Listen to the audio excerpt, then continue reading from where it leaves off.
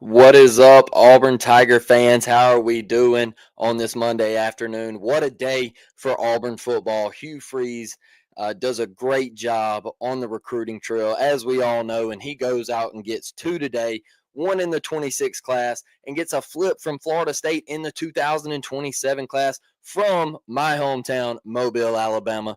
And we're really excited that recruiting is starting to kick back up, man. We're starting to get that feeling, that excitement, all this stuff that's been going on and with NIL and trying to get this passed and all this stuff so we can get all these deals and contracts worked out. And what's up, Brett? I see you over there in the live chat, brother. Glad to have you in here.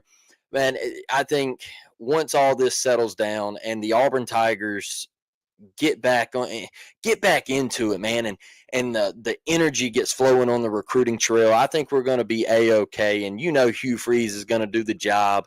And let's start first with Eric Perry in the 2026 class and what Coach Derek Nix, the offensive coordinator for the Auburn Tigers, has found in this hidden gem.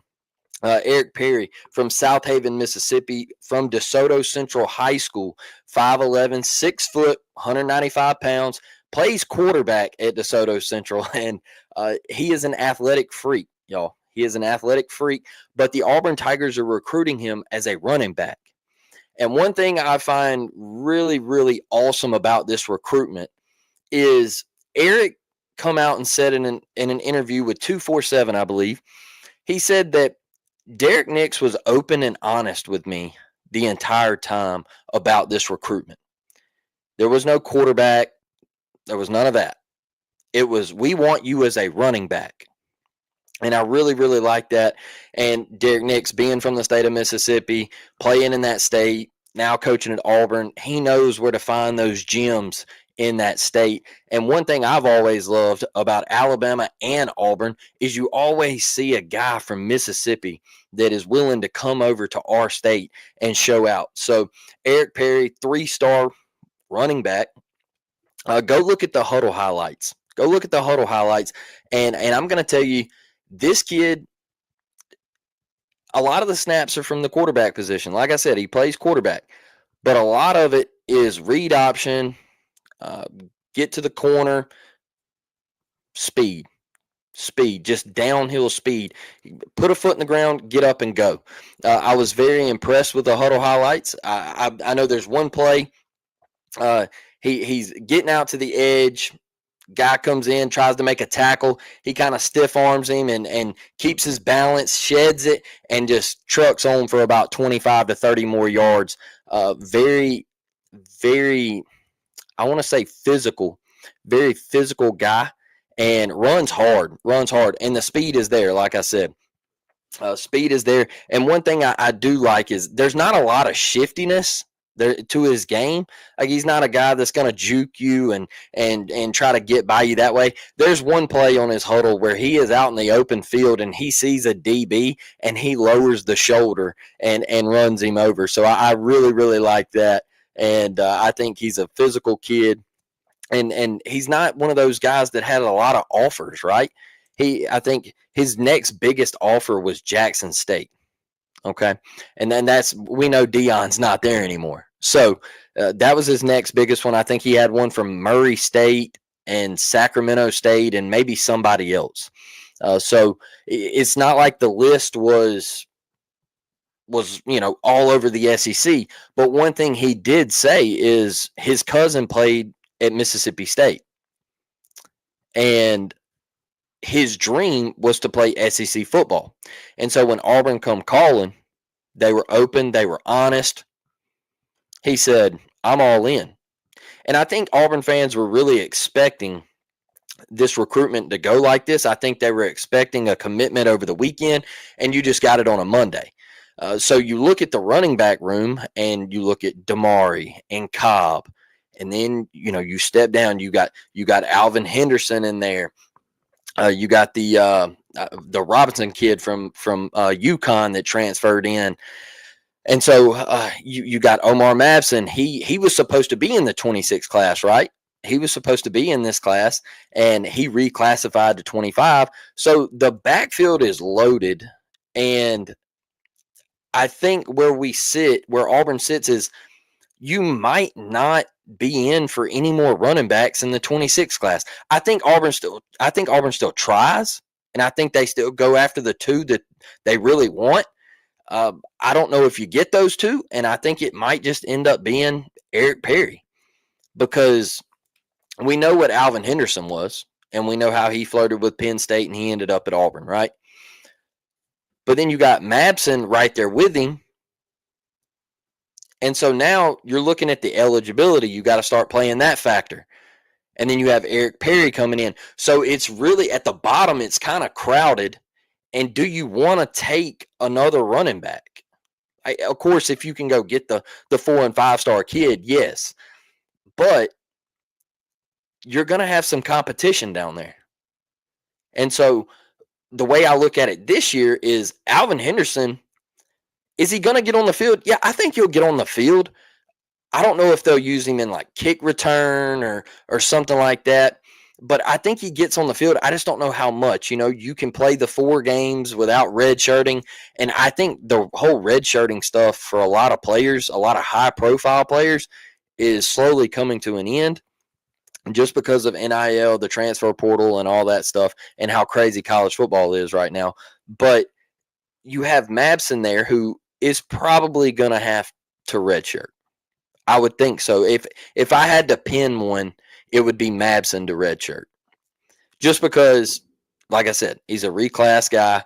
He was supposed to be in the 26 class. He's coming into the 25 class. Homegrown kid. I just don't know. I don't know if he's ready to get on the field just yet.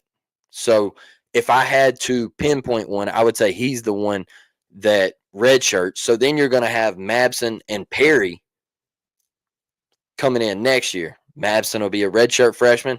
Eric Perry will be a true freshman.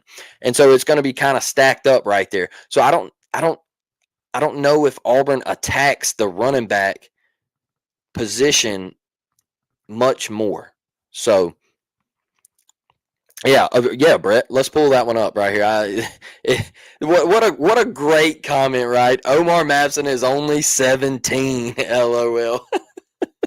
I feel like we could have some fun with that this year, right? You know, with the way Alabama fans had the fun with Ryan Williams last year. That's funny. That one got me right there. Hey, Blake, how'd the last running back from Mississippi work out for us? If not mistaken, he was a 3-star too. Great point, Brett. Great point. Love this comment right here.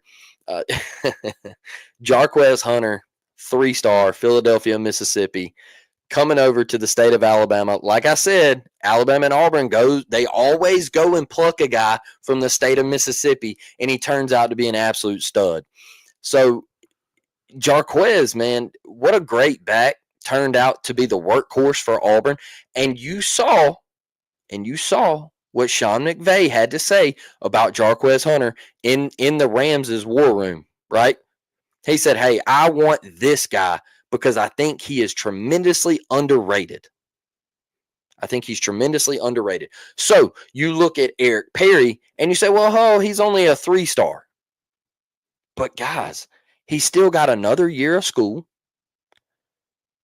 These other SEC schools, they're going to come a-calling, especially Mississippi State, Ole Miss, they're going to come a-calling. I'd imagine even LSU probably, with the running back issues that they've had in the last couple seasons, they're probably going to come a-calling. You're going to have teams that are going to knock on the doorstep and say, hey, we know Auburn was first, but we want to file in and get in on this recruitment. And that's where the 3-star thing, it gets overlooked sometimes, right? Him playing quarterback probably doesn't help that rating. Let's be honest. Probably doesn't help that rating. So I'm all with this kid, man. When I watch him, it's the burst of speed, put the foot in the ground, get upfield, run people over. Like I said, it's not a whole lot of shake and bake and flashiness, but he is great, man. We'll use the stiff arm, all that good stuff. I think he is absolutely electric when I watched the Huddle highlights, and I enjoyed watching him, man. I think he could be a real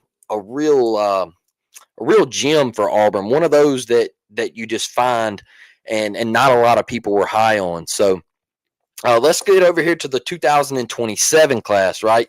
Mr. Jaylen Scott, 4-star safety from Williamson High School, from right here in Mobile, Alabama. Man, he flips from Florida State today. And crazy about this, right? I am super crazy about this. Second player in their class of 2027. So he was the second ranked guy for Florida State, and he is a top 100 player in the class of 2027, and he's the ninth best safety. So Auburn getting it done on the defensive side of the ball. Now, he just finished his sophomore year. He still got junior and senior year to go. But I want to throw this out there. As a sophomore in Mobile, Alabama, we know the football is high here. We really competitive with high school football here. As a sophomore, 107 total tackles, 2 tackle for losses, and had 4 picks last year. And I watched the huddle highlights today. And he's quick out of the break. He will come down to the line of scrimmage and hit you. He will. He is not afraid of contact. And I think he plays the ball very well. Very well. I was really impressed with him. He is, I think he's still got a lot of room to grow. I think he's like 5'10", like 165, I think, 5'11", 165. So he's still got a lot of room to grow. And like I said, he's still got 2 more years, man. But very athletic, got a nose for the football, plays the ball well, goes and gets it at his highest point. And I love watching him come downfield, and he will lay the wood on somebody. And I have told this to numerous Auburn fans throughout the years, that I felt like at times Auburn got away from those types of DBs, man, that would come in and just knock you silly. There was a lot of arm tackling there for a bit of the stretch that we were going through. And I feel like last year, Champ Anthony brought it. I know always my guy, Jalen Simpson, he always brought it. I want that physicality, man. I want that back in there. And this kid, Jaylen Scott, he brings it. I was very impressed with the huddle highlights. And I know we got a long way to go, right? There's still 2 more years. Other people are going to be all in on him. We know recruiting is crazy. We know the NIL landscape, and we know all of this stuff that is going on with the NCAA and all that stuff, right? But you see this kid, I think he loves Auburn, from Alabama. He mentioned today that he always watched the Iron Bowl growing up. He sat in front of the TV, and it was just a dream of his to play in that football game. So I think he's locked in with Auburn, and I think this is going to be another steal. And poor Florida State, you hate to see it for them, right? You hate it. I mean, poor fellows are just losing everything over there. I don't know how much more Florida State can actually take. 2-10 last year. Recruiting is a mess. They're in on a bunch of guys, but those guys have no chance of going to Florida State. So I think they're a mess right now, and I'm not sure how much longer they put up with Norvell and the 2-10 and the recruiting on the way it's going. So, man, really excited about these 2 dudes. I think this is a big time day for Auburn, because a lot of the fans, I think, were getting kind of restless out there with the lack of recruitments and the lack of commitments, and they were just like, man, is Auburn, where's Auburn at? Like, what are we doing? I saw a couple comments on Twitter where they were showing Auburn's rank in recruiting and things like that. Look, Hugh Freeze and the Auburn Tigers will be just fine. I promise you. How are we, Miss Karen? War Eagle. Glad you could make it. Headhunters, Ronnie Lott, and Steve. What? Atwater. Okay. My light's getting in the way here. My camera, y'all, keeps going in and out. I don't know why it does that. About time, Karen. It's never enough. Keep piling on. That's my thing, Brett. That's my thing. Is keep piling on. You keep recruiting. Do your job. and keep getting after it, and the recruits will come, man. You got to show it on the field. Got to show it on the field. And I think that's where a lot of Auburn fans are at right now. That's where the reason you see the negative comments on Twitter is because they say, well, you can't go 6-6 again and expect another great year of recruiting. Can't do it. You have to come in, you have to win 8 games, 9 games. You have to be competitive this year. Stop getting blown out by your rivals. Actually beat one of them. And then we can talk. I think that's where Auburn fans sit right now. And that is why they are a little restless, I would say. A little restless. Money talks. That's a fact too, man. And I'll tell you another thing. It's like the big time offensive tackle that Auburn's kind of in the mix for. Anytime you see a duck logo in a recruitment that Auburn is in, I can tell y'all this. Y'all all know. I've been to the facilities. I've been up there. I know how much they are putting into that campus, how they are putting new buildings in that facility and all that good stuff. But the Oregon Ducks are dishing out money. And I know Auburn fans want to get excited about that kid and the 5-star tackle, and it's something that Auburn hasn't sniffed out in a while. But anytime you see that Duck logo, that's it, man. Oregon's dishing out the money. They got the cheese. They have got the cheese. And there was a comment made last year that Phil Knight wants to see a national championship at Oregon before he passes away. And Dan Lanning's trying, man. Dan Lanning is trying to win the lottery so I can devote all my time to Auburn, but it's just not happening, Brett. That's funny. That is funny. I wouldn't mind one of us winning the lottery. I think that'd be pretty dang cool. I feel like we're a family, and devoting the time to Auburn would be a whole hell of a lot of fun, man. I think that would be, just getting to travel around to Auburn games and live the life. I think that'd be pretty cool. So, guys, I'm going to keep this one short and sweet today. Auburn recruiting back on top. We're getting after it. And I appreciate y'all joining me. And I will let y'all know in the group chat when the next live show will be. I don't know if Taylor is going tomorrow night in my spot. I know he couldn't do tonight. So I'm not sure. We'll have to work that out. But I do have some baseball stuff coming up for y'all this week. We're killing it in the portal. I'll be straight up with you. I think we're crushing it. There's a couple of commitments that we've got. I have talked to some of them already on Twitter, become friends with them on Twitter and all that good stuff. So we're doing just fine in that department. And I'll get an episode pumped out for y'all. Maybe I might try to reach out to one of them and get them on the show. So I will keep y'all updated. Thank y'all for joining me today. Hope y'all have a great night. War Damn Eagle. I will catch y'all on the next one. I'm out.